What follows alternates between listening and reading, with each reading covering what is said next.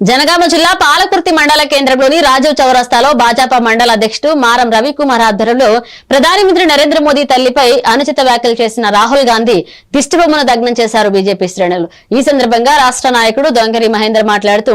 దేశవ్యాప్తంగా కాంగ్రెస్ పతనాన్ని తట్టుకోలేక రోజు రోజుకు బీజేపీ చేస్తున్న అభివృద్ధిని జీర్ణించుకోలేకే నరేంద్ర మోదీ తల్లిపై నరేంద్ర మోదీపై అనుచిత వ్యాఖ్యలు చేయడం సరైన పద్ధతి కాదు అని విమర్శించారు.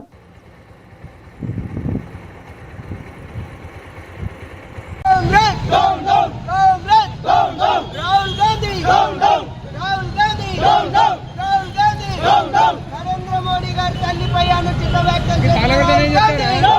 నరేంద్ర మోడీ గారి తల్లిపై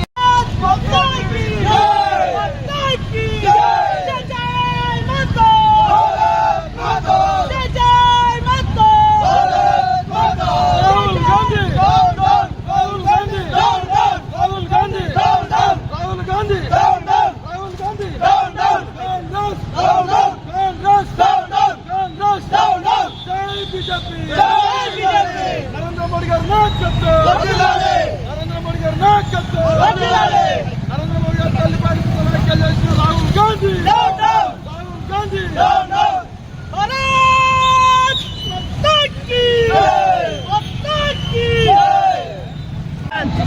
ఈరోజు ప్రతిపక్ష హోదాలో ఉండేటువంటి రాహుల్ గాంధీ గారు నరేంద్ర మోడీ గారి యొక్క తల్లి గారిపై విచక్షణ రహితంగా, విచక్షణ లేకుండా పెద్దలను గౌరవించాలనేటువంటి విచక్షణ కోల్పోయి తల్లి గారిపై అనుచిత వ్యాఖ్యలు చేసినటువంటి ఏదైతే రాహుల్ గాంధీ గారు ఉన్నారో